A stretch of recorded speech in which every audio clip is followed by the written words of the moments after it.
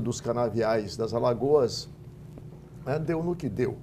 Era o herói que ia mudar, né, tudo, e nós vimos qual foi o resultado. Agora se apela para figuras extremamente, digamos, populares, conhecidas da sociedade brasileira, como são os apresentadores de televisão. Mais especificamente, o ex-presidente Fernando Henrique Cardoso resolveu patrocinar a candidatura do apresentador Luciano Huck, numa clara assessoria, digamos, de consultoria ao Sistema Globo de Comunicação, né, que precisa ter o seu candidato, e sempre teve, até onde pode fazê-lo. E a gente sabe como é que as eleições presidenciais são feitas no Brasil. Não se elege aquele que não tiver o apoio dessas grandes redes, sobretudo esta.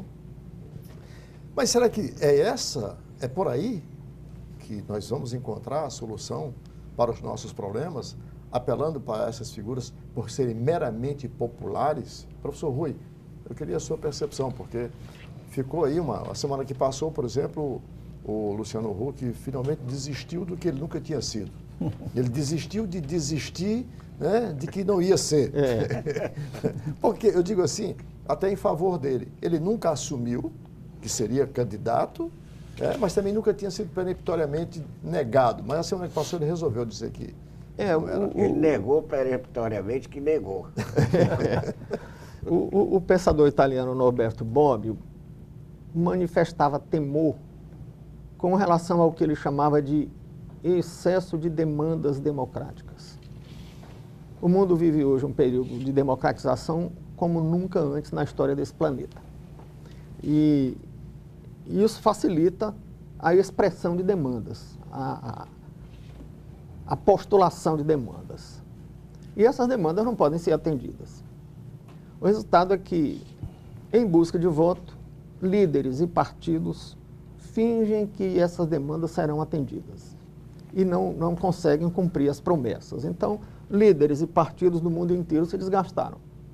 Na França, tivemos um massacre dos partidos tradicionais. Na Espanha, há dificuldade de partidos tradicionais, na Itália, na Alemanha, no Brasil, em todo canto. E no Brasil isso se torna muito mais agudo porque rasgaram o véu que cobria a realidade da vida política. Na vida política, todos os integrantes da vida pública, todos os integrantes dos partidos financiavam campanhas e auferiam benefícios pessoais e formavam patrimônio por vias tortuosas. De repente, os bancos foram obrigados a informar determinadas operações, os celulares começaram a registrar ligações, e esse mundo da eletrônica tornou o segredo uma coisa do passado. Então caiu a máscara de todo mundo, essa aqui é a verdade, e não escapa ninguém. E o público tomou conhecimento de uma coisa que todo mundo que tinha acesso à vida política sabia. Se o rei ficou nu... E o rei ficou nu, essa aqui é a verdade, e as pessoas enxergaram isso. Então, no mundo inteiro, e muito mais no Brasil, há uma expectativa de que nomes novos na política, ou nomes que já estavam na política, mas eram uma espécie de estranho no ninho da política, tenham mais facilidade de obter voto. Aí, esses exemplos internacionais que eu citei poderiam ser repetidos aqui. Então, há uma busca de quem possa atrair votos por ser estranho à política. E, para tanto, é preciso já ser conhecido.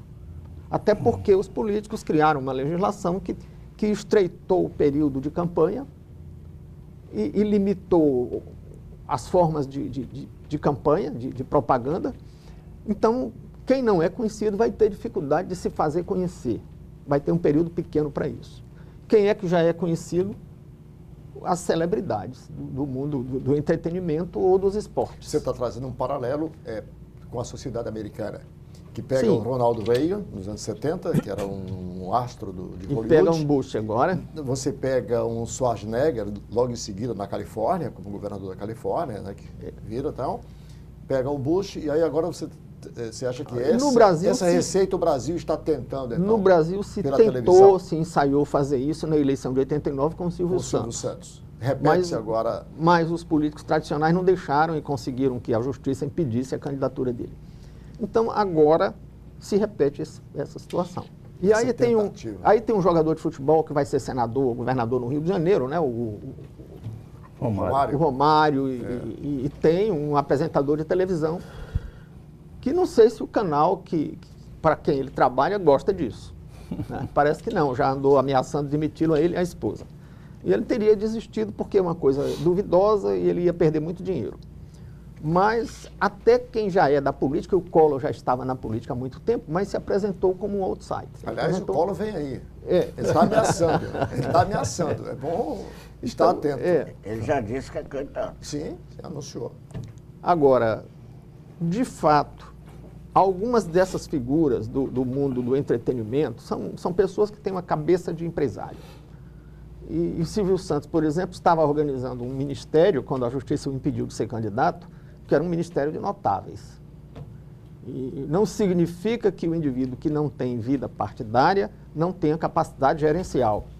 Agora, outra coisa é ter capacidade de experiência política. Um Huck, por exemplo, por mais habilidoso que seja, nunca passou pelo Congresso. E quem não passou pelo Congresso tem muita dificuldade de gerenciar a política. O Lula não teve porque vivia na política sindical ele nunca passou nem pela inspetoria de quarteirão. Mas quem não passou pelo Congresso, como a Dilma, teve muita dificuldade. Ou o Collor, que passou pelo Congresso em um único mandato e teve um papel muito apagado no Congresso, também não soube lidar com o Legislativo. Isso para o assinante perceber quão perigoso é incursionar. Pode ser o caminho da crise. Pode ser o caminho do aprofundamento da crise. Né? Ou da continuidade. Ou da continuidade dessa. Professor Roberto Martins Rodrigues. Eu acho que o Rui já nos deu mais uma lição, e realmente é verdade. Não, mas eu queria trazer para você uma outra perspectiva. A responsabilidade dos partidos, a partir da análise feita pelo professor Rui, está muito clara.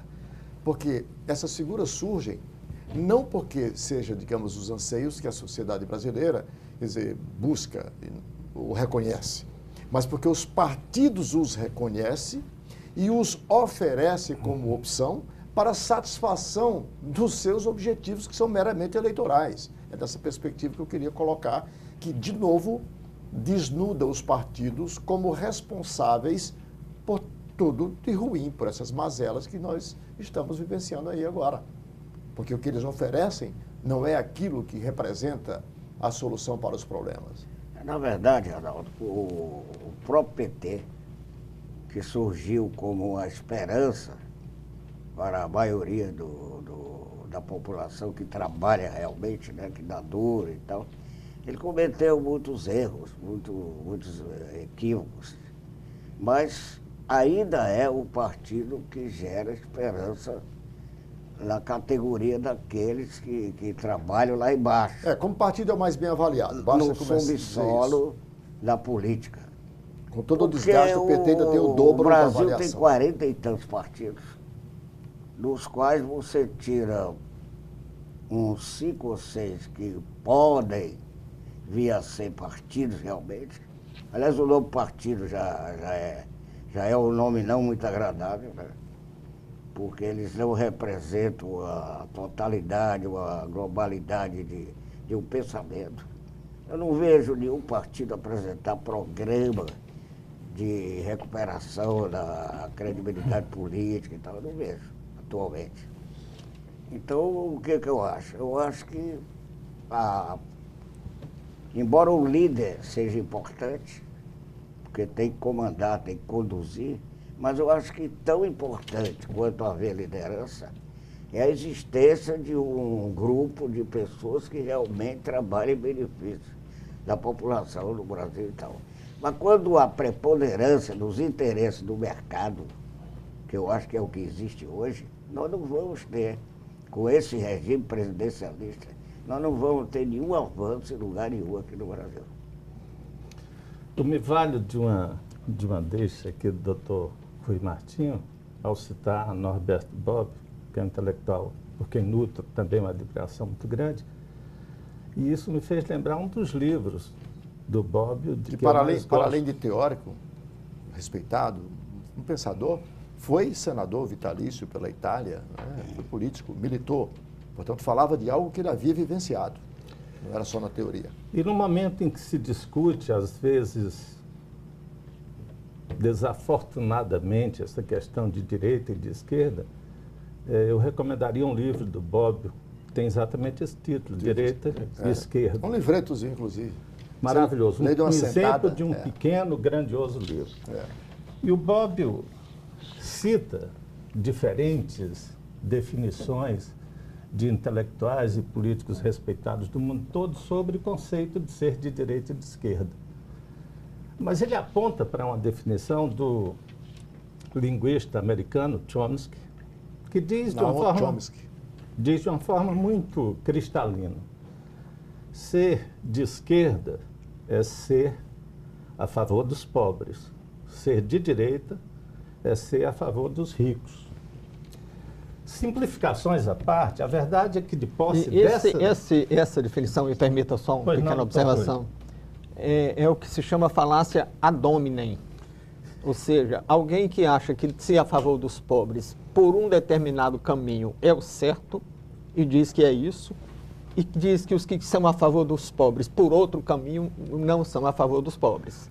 Na verdade, o Norberto Bobbio diz que sem uma posição ad hominem não se pode usar esse critério. Mas isso está no livro dele. Está, e ele acaba dizendo que todos os critérios, romantismo, o realismo político, são falhos, e como ele gostava de se dizer e desdizer, ele acaba dizendo que reconhece essa dicotomia, porque na prática ela existe, mas não os critérios. Então fiquemos com a revolução das elites? Eu respeito intransigentemente as ponderações do Dr. Rui, mas me reservo o direito de discordar. Eu acho que a história tem sido também cristalina a mostrar que a direita esteve sempre a serviço das elites, inclusive lançando mão, quase sempre, de mecanismos absolutamente inconfessáveis para governar. E no Brasil isso é muito claro, né? Nós tivemos, Arnaldo, um período em que esses direitos civis e sociais foram parcialmente atingidos, não os direitos políticos, de 45 até de 64. Nós tivemos de 64 a 85 a escuridão. De 85 a 2016, democracia com direitos civis, com direitos políticos e em andamento uma política que defendia os direitos sociais. Houve o golpe. Nós não podemos nos esconder por trás de pretextos para deixar de perceber nitidamente que estamos num momento de reinserção do autoritarismo na política nacional. Você refere a uma interrupção que houve dessas políticas quando do impeachment da ex-presidente Dilma. É isso que você quer referir, que você chamou de golpe, né? Agora, se você me permite aqui, só para introduzir uma questão ainda na perspectiva histórica. É que nós estamos falando dessa dificuldade, dessa crise de lideranças, isso foi objeto do editorial de abertura do programa, mas eu devo lembrar que nós temos uma tradição de construção de lideranças até com uma certa, com qualidade e com quantidade. Se não vejamos, a primeira metade do século XX, nós tivemos o Getúlio Vargas e tivemos o próprio Jânio Quadros, que se formam na primeira metade do século XX. Na segunda metade, nós temos o próprio Lula, uma liderança extremamente popular, em conteste também. Então, isso significa para dizer que o Brasil produziu pelo menos 3 grandes lideranças políticas no século XX, ao longo de um século. Claro que você tem, assim, os de mais expressão, de mais visibilidade. Também. Mas eu queria concluir, Arnaldo. São 4, também da primeira metade. Se você me permite, eu queria concluir o seguinte. Esses nomes que se nos apresentam aí, alguns deles como salvadores da pátria, a propósito do que afirmou o Dr. Rui Martinho, quer dizer, não impede, não obnubila a capacidade do povo ter o seu discernimento. As pesquisas de opinião dizem isso. E o que impede que essa vontade soberana do povo seja materializada? A continuidade do golpe. A condenação do Lula se deu em cima de indícios, nunca de materialização de provas. Nesse sentido, é evidente que a cidadania e a própria democracia estão feridos de morte. A produção me avisa que nós temos que fazer mais um intervalo. Quando voltarmos, aliás, a propósito, já estou me lembrando aqui para botar um debate com o Alda, o Rui e o Reginaldo Vasconcelos. Vamos ter uma boa discussão. Mas no princípio iluminista. Essa questão. Respeitando intransigentemente o contraditório. Quem enriquece aqui, o Reginaldo Vasconcelos, que você conhece também, é um dos nossos membros aqui, integrante da nossa bancada, e que tem opiniões extremamente racionais, claras, convincentes até, em oposição às que você colocou, por isso que eu lembrei aqui. Bom, mas quando voltarmos, eu quero colocar na pauta o fato dominante da semana que passou, que foi o decreto de intervenção na segurança pública no Rio de Janeiro, que isso tem consequências. O governo fez, durante o último semestre, todo um esforço para preparar e votar a reforma da Previdência, da Previdência no Brasil. Quando se preparava para fazer, emite o decreto de intervenção. Diz a Constituição, está consagrado, que, sob intervenção, o Congresso Nacional não vota nem uma emenda constitucional. Né? Estaria o governo, então, jogando a toalha em relação à reforma da Previdência? Um instante só, e a gente volta.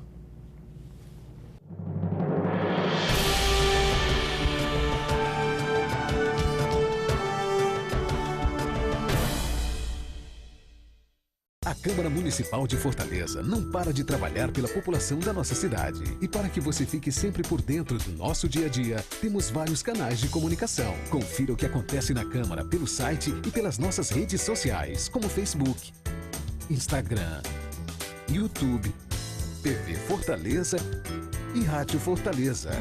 Acesse, comente, assista, participe. A casa é sua também. Câmara e você, juntos construindo uma Fortaleza melhor. Quando fiquei sabendo que tinha tuberculose, imaginei, é o fim. Mas logo descobri, tuberculose tem cura. Se parar o tratamento, a doença pode voltar, mais forte. Família, amigos, profissionais de saúde, todos juntos contra a tuberculose. É bom saber que eu não estou sozinho. Em caso de tosse por mais de 3 semanas, procure uma unidade de saúde. Pode ser tuberculose e o tratamento precisa ser feito até o fim. Amigos, o período de chuva está chegando em Fortaleza e precisamos nos preparar para combater o mosquito Aedes aegypti. Então, vejam agora as dicas do Dr. Drauzio Varela para cada um de vocês. Faça a sua parte. Não deixe água parada. Olhe no ralo do banheiro, no potinho do animal de estimação, nos vasos de plantas e mantenha a caixa d'água e a lixeira bem fechadas. Juntos vamos vencer o mosquito. Uma campanha da Prefeitura de Fortaleza e de todas as famílias.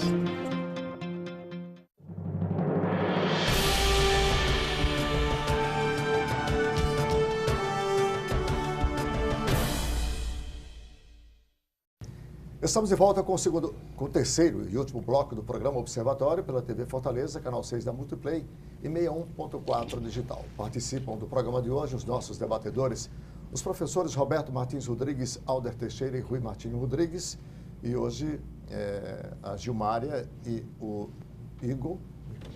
Ícaro fazendo a interpretação, a tradução, de melhor, em Libras para o programa. Mas eu quero aqui, nesse instante, aproveitar e apresentar 2 livros aqui, de autoria do professor Dr. Rui Martinho Rodrigues.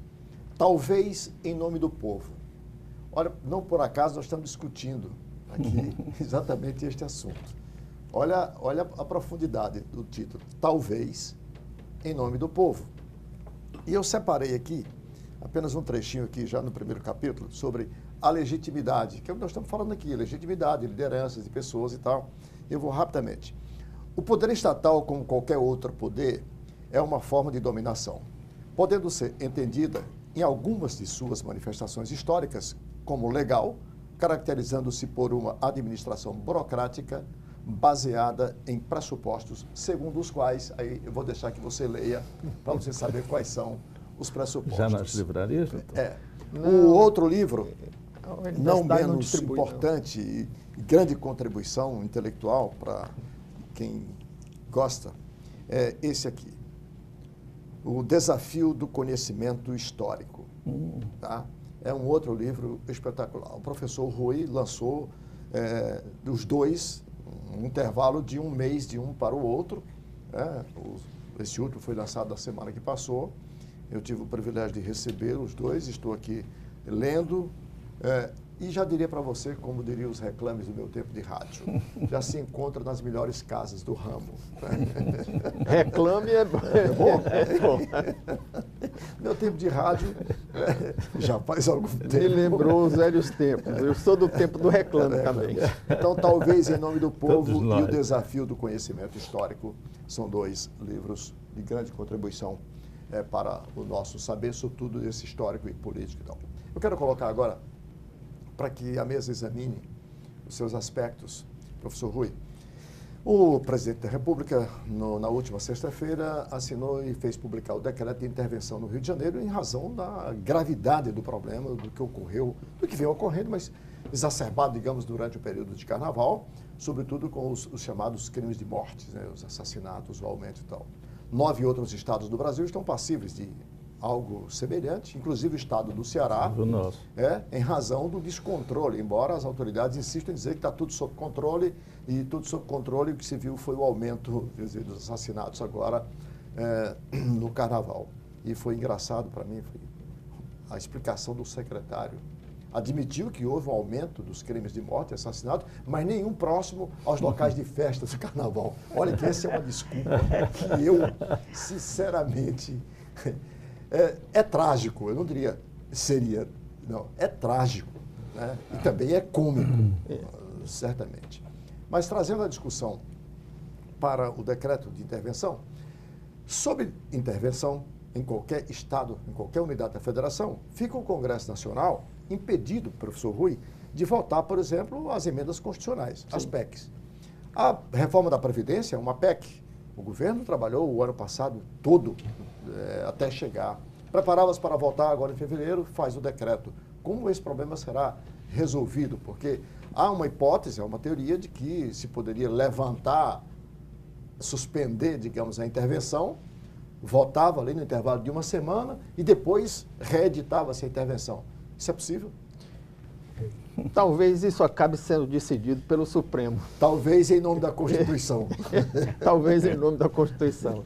Não há precedente disso, de se criar uma intervenção e suspender para votar uma emenda constitucional. Se isso for encarado como uma burla para fazer uma emenda constitucional sob intervenção, poderá haver uma resistência na esfera do judiciário contra isso, não sei.